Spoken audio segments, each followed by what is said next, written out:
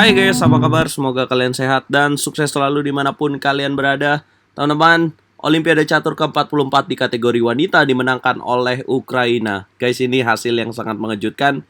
Kalau kalian mengawal Olimpiade Catur ke-44 ini di kategori wanita, yang memimpin sampai dengan babak 10 berakhir adalah tim tuan rumah India, guys.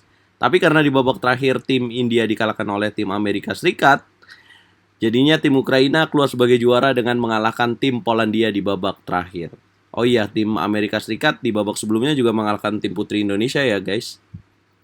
Dan kita akan bahas partai penentu nih yang mengantarkan Ukraina menjadi juara Olimpiade Catur di kategori wanita. Partai dari mantan juara dunia catur tahun 2012, Anna Usenina berhadapan dengan Olivia Kiolbasa, teman-teman. Pasti kalian tahu ya kalau ngikutin Olimpiade Catur, Olivia Kiolbasa, Women International Master ini dari Polandia, sempat menciptakan poin fantastis, lebih hebat dari Gukes, 9 babak 9 poin, babak ke-10 remis, dan cuman kalah di babak terakhir ini.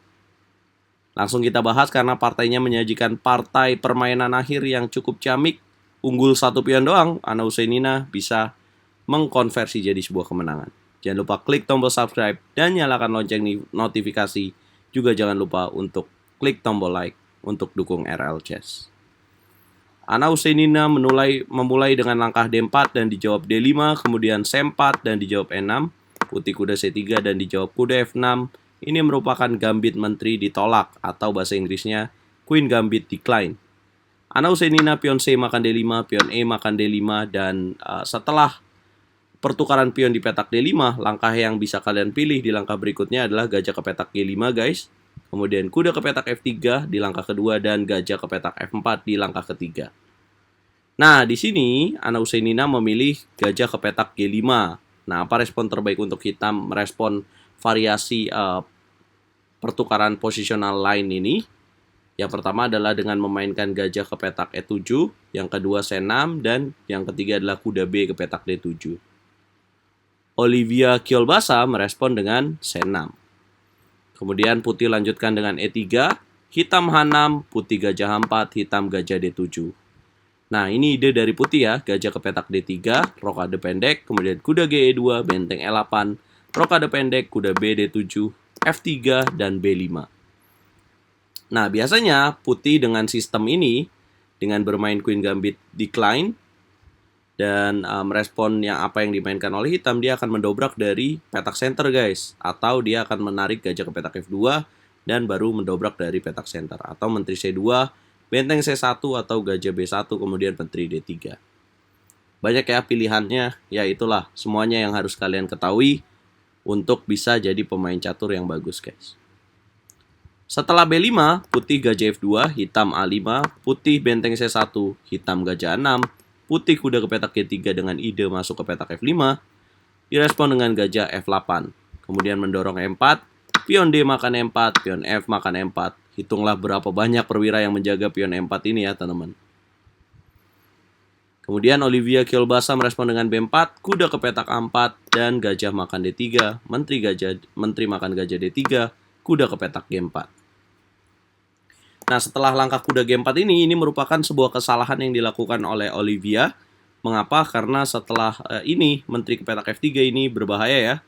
Dan sebenarnya ada langkah yang bisa membuat putih unggul di sini dengan menteri ke petak E2. Karena pion C6-nya lemah ya, teman-teman. Oke, langkah apa sih yang harusnya dimainkan oleh hitam selain kuda G4 adalah langkah benteng ke petak C8 terlebih dahulu.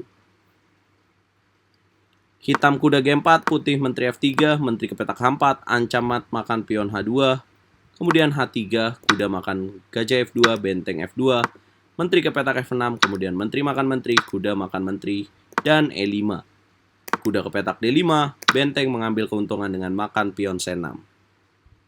Langkah ke-24, putih unggul 1 pion. Olivia Kiolbasa merespon dengan benteng A ke petak D8. Semakin menguatkan keunggulan putih, putih kuda F5, hitam H5. Kemudian kuda ke petak C5, hitam kuda E7. Kuda makan kuda, gajah makan kuda, kemudian E6.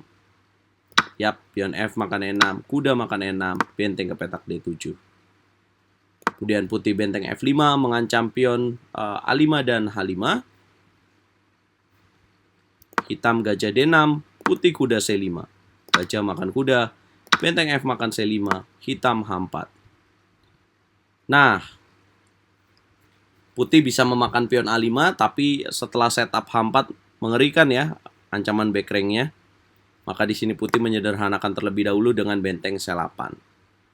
Benteng makan benteng, benteng makan benteng skak, raja ke petak F7, benteng ke petak C4. Unggul 1 pion ya, 5 pion lawan 4 pion, hitam raja E6, putih raja F2, hitam raja D5, benteng C5 skak, raja makan pion, benteng makan pion A5, benteng ke petak C7. 38 langkah dan waktu tinggal tersisa di bawah 2 menit. Ana Husainina benteng ke petak 4. Kemudian benteng C2 skak, raja G1, raja ke petak C5. Nah, kenapa nggak mau makan pion B2 hitamnya? Karena akan ada jalan A3 ya. Kalaupun dijaga dan terjadi pertukaran, benteng makan pion B4 kemudian makan, ini akan berbahaya buat pemain hitam ya teman-teman. Nah, tapi sebenarnya ini cukup ya. Cuman karena slip calculation juga ya. Sebenarnya ini bisa berakhir miss juga nih kalau dilanjutin.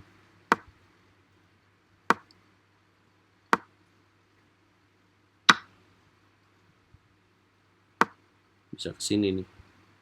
Dalam banget ya. Hitungannya panjang banget teman-teman. Dan akhirnya nggak lakukan itu, dia pilih raja ke petak C5 terlebih dahulu. Akhirnya putih unggul 1 pion bersih dengan B3. Hitam benteng C1 skak, raja ke petak F2, benteng C2 skak, raja ke petak F3, benteng C3 skak, raja mundur. Ya karena kalau rajanya naik akan hilang pion di petak G2 dengan benteng ke petak G3. Kalau misalkan tadi rajanya naik guys. Benteng kembali skak, raja mundur G1 dan G5. Kemudian pion A3 dimainkan, pion B makan A3, benteng makan pion A3, hitam raja B5. Putih benteng ke petak A1, hitam benteng ke petak C5, benteng ke petak E1. Tipis banget ya teman-teman, kayak mengarah kepada permainan remis, tapi hebatnya di sini Ana Husainina sabar dan rubah ini jadi sebuah kemenangan. Ya emang si endgame itu sulit ya, kalau siapa yang nggak tepat itu bisa kalah guys. Hitam benteng F5, putih benteng F1, benteng D5, benteng F3, kemudian raja C5, raja F2, raja ke petak D4, dan kemudian B4. Kemudian hitam benteng ke petak B5, benteng B3, benteng F5 skak, raja E2, raja ke petak C4, benteng tarik B1, dan G4. Nah ini blunder dari Olivia Kyolbasa di langkah ke-56. Karena waktunya di bawah 5 menit ya teman-teman. Langkah G4 ini mungkin dia kira bakal kembali lagi pionnya ya. Akan bisa menyederhanakan permainan. Nah apa respon yang harus dilakukan putih teman-teman? Yes, tepat sekali. Pion H makan G4. Boom. Benteng ke petak F4. B5 dorong. Kemudian benteng makan pion G4. Raja F3. Benteng G3, raja ke petak F2, jangan dikasih ya pionnya. Karena kalau dikasih, pion ini terlalu dekat dengan penjagaan raja dan benteng. Benteng G7, B6, benteng B7, raja ke petak F3. Nah, ini tips dan ilmu yang harus kalian tahu, teman-teman, yang baru memulai catur.